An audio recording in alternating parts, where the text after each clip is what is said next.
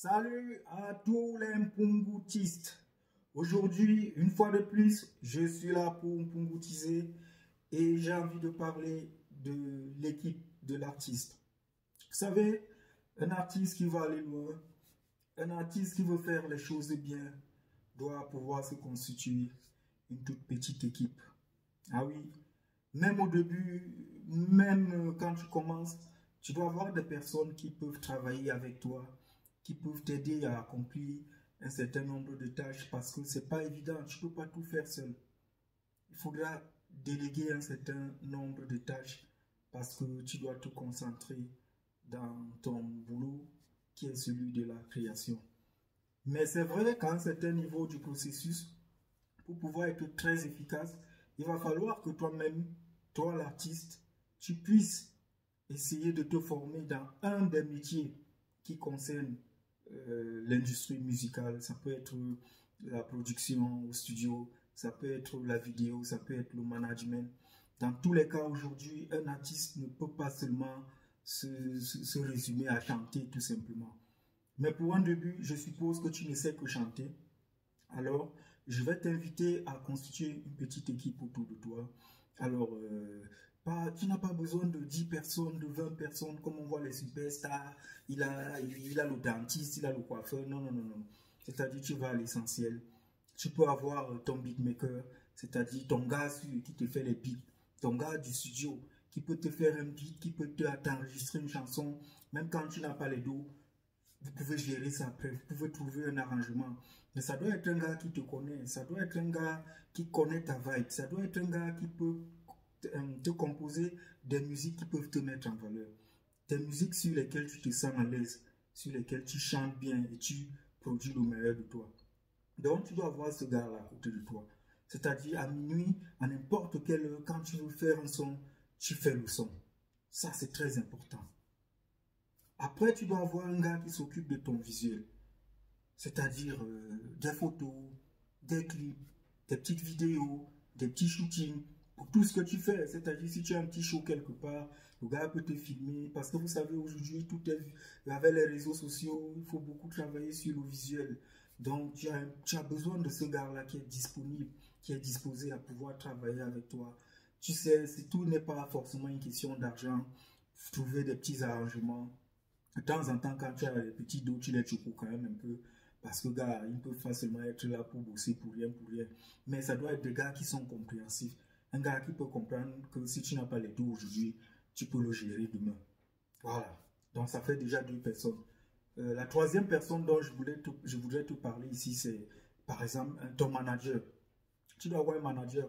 Mais ton manager, là, il va faire beaucoup de choses. Il ne va pas seulement te manager parce que un manager va, de manière générale, le manager, c'est celui qui essaye d'encadrer l'artiste, qui essaye de donner une direction à la carrière de son artiste. Mais ton manager, ici, là, ça doit être un gars qui te comprend aussi, hein, un gars qui croit en toi, un gars qui sait que tu es fort, un gars qui sait que tu as le talent, un gars qui sait que tu vas percer un jour, un jour.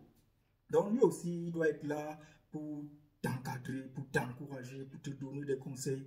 Ça doit être quelqu'un qui a quand même de la vision. Ça doit être quelqu'un qui a quand même un peu de relations. Ça doit être quelqu'un qui a des couilles, qui peuvent aller cogner, qui peut se battre pour toi, qui ne va pas hésiter à ouvrir certaines portes pour que tu puisses t'exprimer, pour que tu puisses signer des petits contrats. Parce que ça commence comme ça. Et il va te représenter dans un certain nombre de choses. Parfois, si tu dois te rendre quelque part, et que tu n'as pas la possibilité d'y aller, ton manager peut te représenter. Ton manager peut être ton attaché de presse, ton manager peut être ton agent, il peut discuter les contrats. Donc, pour un début, ton manager doit être quelqu'un qui a plusieurs casquettes, quelqu'un qui a quand même les pieds sur terre. Voilà. Mais ce n'est pas forcément, je sais pas, parce que vous avez des petits complexes, ce n'est pas forcément un animateur radio, télé, comme je vous vois faire. Dès que tu veux un manager, tu peux chercher un gars qui parle à la radio. Le gars qui parle à la radio n'a pas le temps de te manager. Donc, celui qui doit jouer ton rôle de manager, ça doit être ton gars sûr du quartier. Ça peut même être ton frère, ça peut être un de tes petits du quartier qui est bon, qui est éveillé, peut très bien te manager.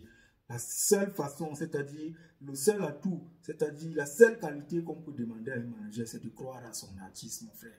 Dès que tu as trouvé un gars comme ça, après tu dois avoir un autre bon grand frère là au quartier qui est peut-être un avocat, qui est peut-être un juriste, mais qui peut lire tes contrats, qui peut te conseiller en ce qui concerne les questions juridiques. Parce que quand on est jeune artiste, on signe souvent des choses, on tombe souvent dans les dingy pièges là, un genre, parce qu'on ne prend pas le temps de tout lire, ou bien même de bien lire. Parfois on lit, mais on ne comprend rien. Donc tu dois avoir cette personne-là qui va te conseiller. Ce n'est pas que tu vas aller chercher les problèmes, mais tu dois quand même avoir un conseil juridique. Voilà. Et un conseil juridique, le fait qu'il soit dans ton équipe, ça ne veut pas dire que tu vas le payer tous les mois. Non. C'est juste que tu as une personne dessus. Que quand tu as une situation, quand il y a un problème, quand il y a un travail, quand tu as un contrat, tu peux te rapprocher de cette personne et la personne te donne un bon conseil. Voilà. Donc je récapitule. Ton beatmaker, c'est-à-dire ton gars du studio, sur ton gars qui t'assure les visuels, sur ton manager, ça fait 3 personnes, et ton conseil juridique. Voilà, tu as besoin de ces 3 personnes-là. Maintenant, le reste, ça va venir avec le temps. Et tu vas sentir, selon tes besoins, selon ce que... En bref, selon la direction que tu vas pouvoir te donner.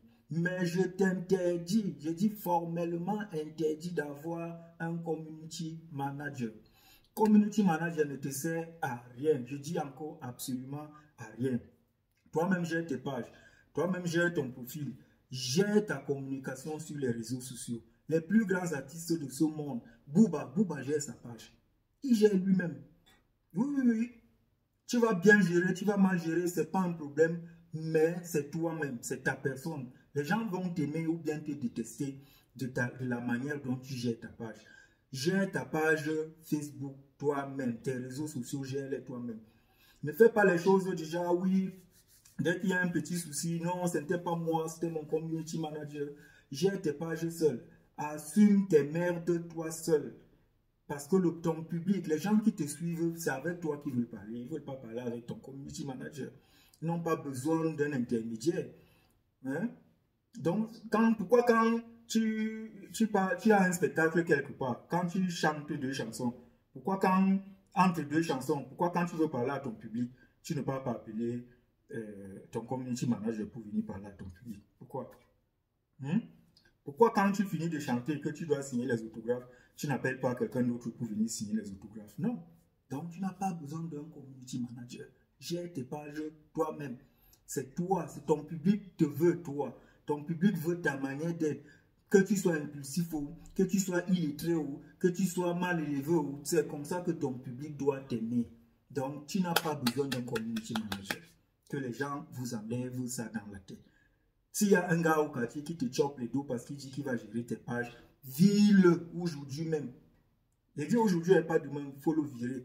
Donc voilà, ta petite équipe que tu dois constituer autour de toi, autour de ton projet pour pouvoir travailler. Alors, je ne serai pas long, je vous l'ai promis, c'est énergie, mbale, long du mpungu. De temps en temps, je vais venir essayer de mpungutiser pour partager avec vous mon parcours d'artiste. À l'année. À plus tard.